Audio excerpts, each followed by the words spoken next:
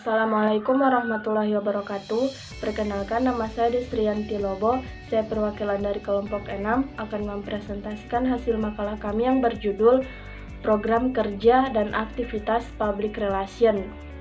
Poin A, perencanaan program Public Relation. Perencanaan program Public Relation adalah suatu proses pemilihan dan pemikiran yang menghubungkan fakta-fakta berdasarkan asumsi-asumsi yang berkaitan dengan masa yang akan datang, dengan menggambarkan dan merumuskan kegiatan-kegiatan tertentu yang diyakini diperlukan untuk mencapai tujuan-tujuan tertentu dan menguraikan bagaimana pencapaiannya. Suatu program public relation harus direncanakan dengan baik sehingga mencapai tujuan yang memuaskan. Model perencanaan public relation yaitu yang pertama, pengenalan situasi, yang kedua, penetapan tujuan, yang ketiga, definisi halayak, yang keempat, pemilihan media dan teknik-teknik public relation, yang kelima, pengaturan atau perencanaan anggaran, yang keenam, pengukuran hasil kegiatan. Alasan adanya perencanaan program public relation yaitu yang pertama, untuk menetapkan target-target operasi public relation yang nantinya akan menjadi tolak ukur atas segenap hasil yang diperoleh. Yang kedua, untuk memperhitungkan jumlah jam kerja dan berbagai biaya yang diperlukan. Yang ketiga, untuk menyusun skala prioritas guna menentukan jumlah program dan waktu yang diperlukan untuk melaksanakan segenap program public relation yang telah diprioritaskan itu.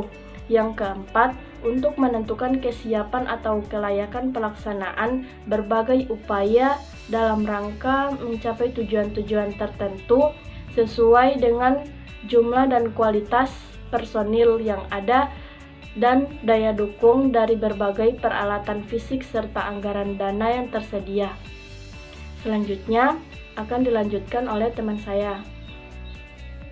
Saya Meisara Wengkang akan melanjutkan materi dengan bagian B. Maksudnya yang bagian B, yaitu bagaimana pelaksanaan program public relation itu sendiri. Pelaksanaan program public relation merupakan tahap di mana rencana program yang telah ditetapkan, dilaksanakan, atau diimplementasikan ke dalam suatu bentuk program aksi sebagai langkah nyata pemecahan masalah public relation yang dihadapi. Pelaksanaan program public relation terbagi menjadi dua, yaitu pelaksanaan internal dan pelaksanaan eksternal. Menurut Frank Jeffkins dalam Rosadi Ruslan juga menyatakan bahwa pelaksanaan hubungan masyarakat internal yang baik dalam suatu organisasi merupakan sarana teknis atau suatu kegiatan metode komunikasi yang memiliki kekuatan mengelola sumber daya manusia dan lain sebagainya demi pencapaian tujuan organisasi. Contohnya misalnya di sekolah, pelaksanaan public relation internal seperti pengumuman, pertemuan berkala, studi tour, pelatihan dan pemberian penghargaan diperlukan agar terjalin hubungan internal sekolah yang baik sehingga dapat membangun citra positif terhadap sekolah tersebut. Pelaksanaan dilakukan setelah rencana yang matang mendapatkan persetujuan dari semua pihak terkait. Nah, kegiatan yang dilakukan pada tahap pelaksanaan yaitu monitoring untuk memastikan kesuksesan proses dan capaian dari suatu kegiatan yang telah direncanakan. Monitoring dilakukan untuk mengukur ketetapan dan tingkat capaian dari pelaksanaan program atau kegiatan yang sedang dilakukan dan dipersiapkan di tahap perencanaan. Itulah presentasi dari saya. Terima kasih. Baiklah, saya akan melanjutkan materi yang tadi, yaitu evaluasi dan tindak lanjut program public relation. Evaluasi merupakan tahap akhir di mana public relation melakukan asesmen terhadap hasil dari program kerja yang telah dilaksanakan. Mengevaluasi program merupakan langkah terakhir dalam proses ini, yaitu dengan melakukan penilaian atas persiapan, implementasi, dan hasil program. Nah, evaluasi adalah sebagai suatu usaha atau kegiatan untuk menentukan nilai suatu program atau kegiatan.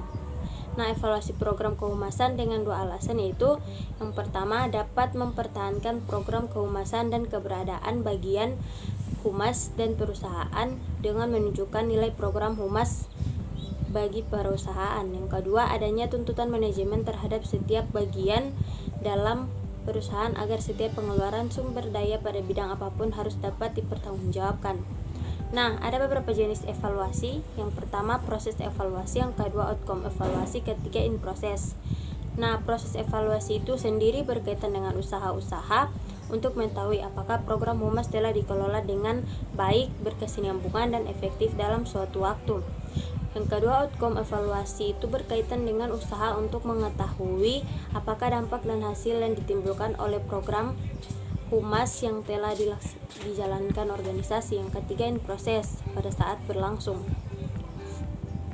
Menurut Lindemann, langkah-langkah evaluasi yang pertama, setting objektivitas. Yang kedua, menentukan tingkat pengukuran efektivitas program kehumasan yang harus diukur. Proses evaluasi menurut Kultip, Center and Brom, yaitu implementasi evaluasi. Yang kedua, program evaluasi. Yang ketiga, outcome evaluasi. Nah, pada poin 1 itu terdapat beberapa poin juga. Yang pertama, lihat faktor konseptual yang mempengaruhi. Yang kedua, perlu dilakukan peninjauan dan modifikasi prosedur dan strategi untuk menentukan sejauh mana implementasi sesuai dengan rencana. Yang ketiga, menilai sejauh mana implementasi sesuai rencana. Yang ketiga, jika ada perbedaan, apa alasan dan apa akibat. Yang terakhir, laporan pada pengambilan keputusan. Nah, yang poin kedua tadi terdapat satu poin, yaitu item. Yang ketiga, outcome evaluasi, terdapat beberapa poin, yaitu pertama, menentukan faktor konseptual yang mempengaruhi hasil akhir. Yang kedua, peninjauan dan modifikasi prosedur. Yang ketiga, mengumpulkan data dan informasi untuk evaluasi hasil. Yang terakhir, melaporkan para pengambil keputusan. Nah, tingkat evaluasi menurut Kultip, Center and Brom. Yang pertama, preparation evaluasi, menilai kecukupan informasi latar belakang yang digunakan sebagai dasar dalam perencanaan program. Yang kedua, implementasi evaluasi, menghitung apa yang sudah dilakukan oleh PRO dan implementasi program. Yang ketiga, impact evaluasi, bertujuan untuk mengetahui sejauh mana outcome yang dinyatakan dalam tujuan program masing-masing publik sasaran. Nah, tahap terakhir dalam kegiatan evaluasi menurut Herlambang, evaluasi ada beberapa macam. Yang pertama, evaluasi terhadap input. Yang kedua, evaluasi terhadap proses. Yang ketiga, evaluasi output. Nah, evaluasi terhadap input dilakukan pada program yang sudah direncanakan lebih dulu, bertujuan untuk mengetahui apakah sumber daya yang dimanfaatkan sudah sesuai dengan standar dan kebutuhan sehingga dilihat dari kelebihannya. Evaluasi terhadap proses dilaksanakan pada saat kegiatan sedang berlangsung untuk mengetahui apakah media dan teknik yang dipilih sudah efektif atau efisien. Nah, yang terakhir, evaluasi output secara pekerjaan selesai dilaksanakan untuk mengetahui output efek dari program sudah sesuai dengan target yang ditetapkan sebelumnya. Baiklah, itulah dari saya. Wabillahi taufiq wal hidayah. Wassalamualaikum warahmatullahi wabarakatuh.